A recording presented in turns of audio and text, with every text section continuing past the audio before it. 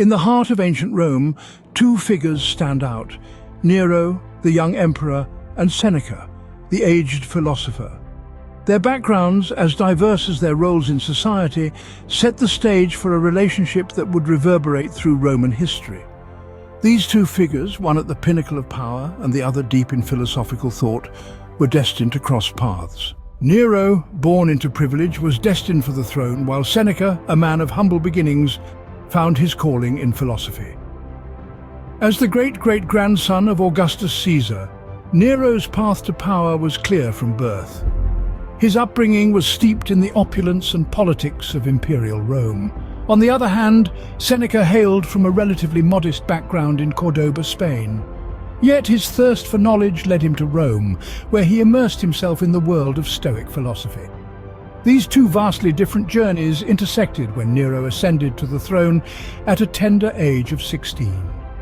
Needing guidance, Nero's mother, Agrippina, appointed Seneca as Nero's tutor and advisor, believing that the seasoned philosopher could provide the stability and wisdom her youthful son needed.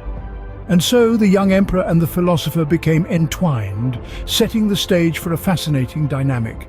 As Nero ascended to the throne, Seneca found himself in the role of the emperor's tutor and advisor. This was no ordinary role, for Seneca was tasked with guiding a young and inexperienced Nero through the labyrinth of power, politics, and responsibility that came with the title of Emperor of Rome. Seneca, a man deeply rooted in Stoic philosophy, sought to instill these principles into Nero. Stoicism, a philosophy that advocates for clear judgment and inner peace achieved through acceptance of fate, was Seneca's guiding light, and he hoped it would be Nero's as well. Seneca influenced Nero's early reign significantly, advising him on matters ranging from administrative decisions to handling political rivalries. He urged Nero to rule with wisdom, justice, and restraint, virtues held in high regard by the Stoics. Under this influence, Nero's early reign was marked by a sense of fairness and justice.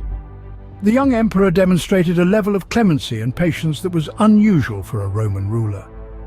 This period of Nero's rule, guided by Seneca's Stoic influence, was a stark contrast to the later years of his reign, which were characterized by tyranny and extravagance.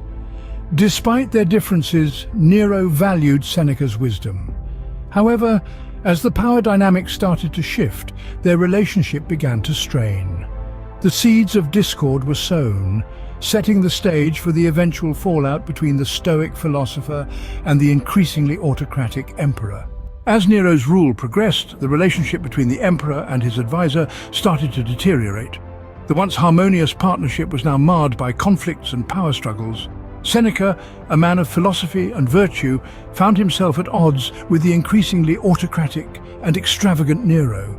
The emperor's actions, often contrary to the Stoic principles his tutor held so dear, began to sow seeds of discord. Power struggles were inevitable. Nero, tasting the intoxicating allure of absolute power, became less receptive to Seneca's counsel. The philosopher, on the other hand, struggled to maintain his influence over the young emperor, who was increasingly swayed by others at court. Seneca's position became precarious as he navigated the treacherous waters of palace politics. Moral dilemmas also began to surface.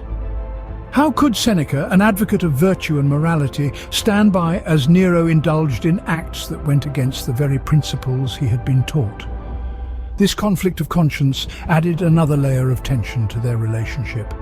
Specific events further strained their bond. Nero's scandalous affair with Poppaea Sabina, his brutal murder of his own mother Agrippina, and his ostentatious Golden House project were all decisions that Seneca found hard to justify. The bond between Nero and Seneca was weakening, leading to a dramatic climax.